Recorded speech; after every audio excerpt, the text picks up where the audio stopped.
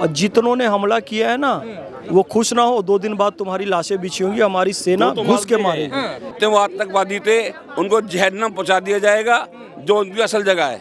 Modi ji 56 inch का सीना रखते हैं और इसका मुंह तोड़ जवाब देंगे। ऐसा इलाज होगा कि इनकी 7 पुश्तें याद रखेंगी। ये मोदी जी का देश है, ये नरेंद्र मोदी का देश है, ये हिंदुस्तान पहले वाला हिंदुस्तान नहीं है। इसकी तरफ आंख उठा के देखने वाले की दोनों आंखें निकाल ली जाती हैं कि मुसलमान अलग हिंदू अलग, और हम ये संदेश देंगे कि हिंदू मुसलमान हम इस देश में सब एक हैं, तो हमारी सेना में भी सारे हैं। हम सब देश के मुसलमान मिलकर मोदी जी से निवेदन करते हैं कि आतंकवादियों को चुन चुन कर मारें। पाकिस्तान का जो आसिम मुनीर है, जो 2 दिन पहले बोला था कि भाई हिंदू अलग हैं और हम मुसलमान अलग हैं, तो पाकिस्तान के मुसलमान अलग होंगे, भारत का मुसलमान हिंदू हम सब एक हैं। और जिस तरीके से वहाँ हिंदू भाइयों को चुन चुन कर मारा गया, हम प्रधानमंत्री जी से निवेदन करते हैं कि चुन चुन कर उन आतंकवादियों को मारें, पाकिस्तान पे एयर स्ट्राइक करें और पाकिस्तान को खत्म करें। मोदी जी से यही निवेदन है। ये सीधा हिंदुत्व पे हमला है उनका। उन लोगों ने जिस तरीके से मजहब पूछकर, जिस तरीके से कपड़े उतार कर, चेक कर कर, कलमा पता कर पता करा है, मुझे नहीं लगता कि उन लोगों का मजहब इस्लाम है, मुझे नहीं लगता कि वो लोग मुसलमान हैं। ये कोई मुसलमान का मजहब नहीं है, ये कोई दीन ईमान और कुरान नहीं सिखाता। उन लोगों की तालीम यकीनन कहीं ऐसी जगह हुई है जहाँ पर दीन और इंसानियत के खिलाफ तालीम दी जाती है। वो लोग इंसानियत के खिलाफ हैं, वो लोग मुसलमान और हिंदू के खिलाफ हैं। वो लोग मुसलमान ही नहीं है, वो आतंकवादी लोग हैं, और आतंकवादी का कोई दीन धर्म मजहब नहीं होता।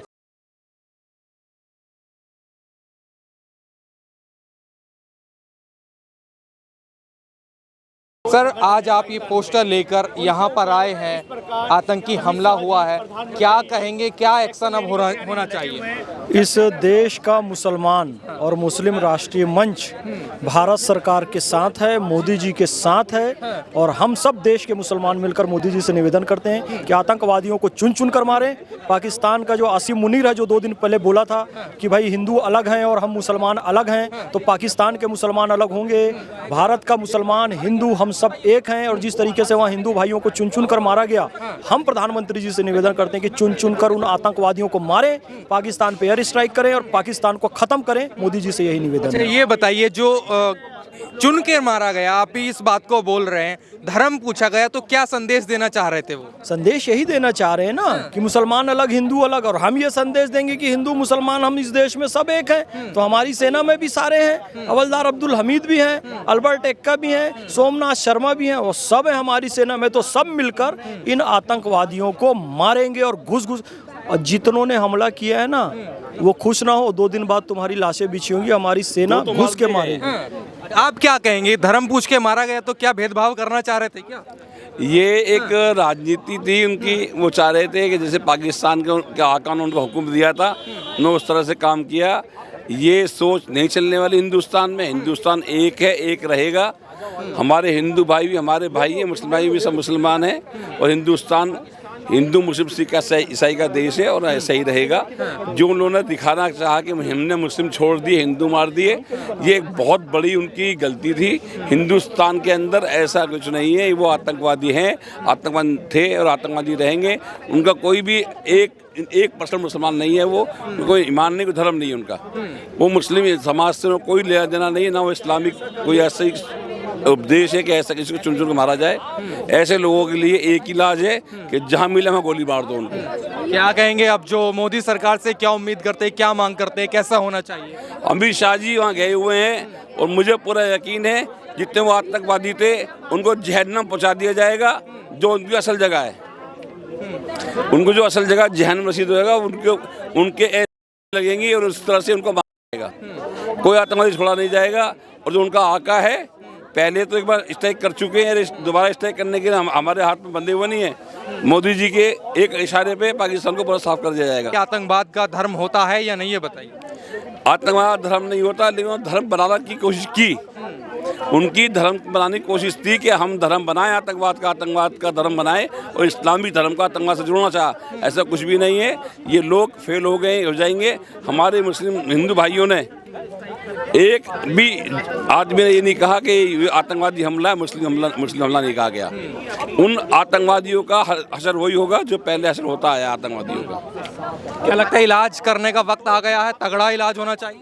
तगड़ा इलाज होगा, नहीं होगा तगड़ा इलाज। ऐसा इलाज होगा कि इनकी 7 पुश्तें याद रखेंगी। ये मोदी जी का देश है, ये नरेंद्र मोदी का देश है, ये हिंदुस्तान पहले वाला हिंदुस्तान नहीं है। इसकी तरफ आंख उठा के देखने वाले की दोनों आंखें निकाल ली जाती हैं। उन आतंकवादियों का असर वही होगा जो पहले असर होता है आतंकवादियों का। मेरा नाम इरफान मिर्ज़ा है। इरफान जी, आप ये बताइए क्या कहेंगे जो पहलगाम में हुआ, आज पूरा देश रो रहा है पहलगाम की घटना को देखकर, उस आतंकी हमले को देखकर, लेकिन कई सारे सवाल वो आतंकी छोड़ के गए हैं आज, उसको समझने की कोशिश कर रहे हैं आप? बिल्कुल मैं समझने की कोशिश कर रहा हूँ। ये सीधा हिंदुत्व पे हमला है उनका। उन लोगों ने जिस तरीके से मजहब पूछकर, जिस तरीके से कपड़े उतार कर, चेक कर कर, कलमा पता कर कर पता करा है, मुझे नहीं लगता कि उन लोगों का मजहब इस्लाम है। मुझे नहीं लगता कि वो लोग मुसलमान हैं। ये कोई मुसलमान का मजहब नहीं है। ये कोई दीन, ईमान और कुरान नहीं सिखाता। उन लोगों की तालीम यकीनन कहीं ऐसी जगह हुई है जहाँ पर दीन और इंसानियत के खिलाफ तालीम दी जाती है। वो लोग इंसानियत के खिलाफ हैं। वो लोग मुसलमान और हिंदू के खिलाफ हैं। वो लोग मुसलमान ही नहीं है, वो आतंकवादी लोग हैं। और आतंकवादी का कोई दीन धर्म मजहब नहीं होता। लेकिन लोग ये सवाल कर रहे हैं कि अगर आतंकवादी का कोई दीन धर्म नहीं होता तो उसने धर्म पूछ के क्यों मारा? कहीं ना कहीं सियासत है। कहीं ना कहीं मुझे लगता है कि इसके पीछे जो हमारी मीडिया है, जो हमारा जो फिल्म मेकर हैं, मीडिया से मुराद फिल्म बनाने वाले जो प्रोड्यूसर्स हैं, वो लोग जो कश्मीर फाइल बनाई है उन्होंने, उसके अंदर जो एक मैसेज दिया है इस तरीके से, और दूसरी जो फाइल्स बनाते आए हैं, मुझे लगता है कि कश्मीर फाइल में एक डायलॉग बोला गया था, वही डायलॉग उन्होंने वहाँ बोला कि हम तुम्हें इसलिए छोड़ रहे हैं कि तुम सेंटर के आदमी हो। यहाँ पर भी एक लेडीज़ के साथ यही डायलॉग बोला। तो कहीं ना कहीं जो फिल्में बनाई जाती हैं वो असर छोड़ती हैं। उन लोगों के दिलो दिमाग पे वो फिल्मों का असर था। तो फिल्में भी इस चीज़ को मैं समझता हूँ कि बनानी इस तरीके के बंद करनी चाहिए जो माहौल को बिगाड़ती हैं, जो माहौल को हिंदू मुस्लिम की तरफ लेके जाती हैं। तो जाहिर सी बात है फिल्मों से सीखने को मिलता है। लेकिन लोग कह रहे हैं कि जिसने कश्मीर फाइल्स मूवी को झूठ बताया था आज वो सच हो रही है। नहीं, वो कश्मीर फाइल्स मूवी को जो बनाया गया था उसको बनाकर ही तो आज ये सच बयान करा गया। तो इस तरीके की मूवीज़ बननी भी बंद होनी चाहिए। और मुझे लगता है कि हमारा मुल्क विश्व गुरु बनने जा रहा है। और जब एक आदमी तरक्की करता है, एक मुल्क तरक्की करता है, तो उसके बहुत सारे दुश्मन पैदा हो जाते हैं। उसी में से एक दुश्मन हमारा पाकिस्तान पैदा हो गया, जहाँ पे ना खाने को है, ना पीने को है, ना रहने को है। वहाँ पे जूतियों में डाल बैठ रही है।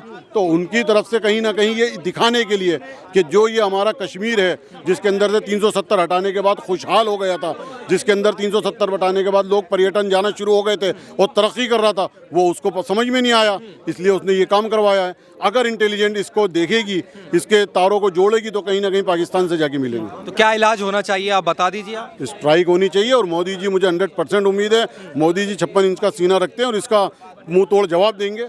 अमित शाह जी कल पहुंच गए हैं वहाँ पे, एलजी भी कल पहुंच गए हैं वहाँ पर, और कल 2 आतंकवादी ढेर भी कर दिए हैं। मैंने आज तक की न्यूज़ में सुना है, मेरे पास कहीं ना कहीं वीडियो आई है। तो 2 आतंकी ढेर कर दिए, बाकी 2-4-6 जो बचे हैं वो भी मुझे उम्मीद है 2-4 दिन में।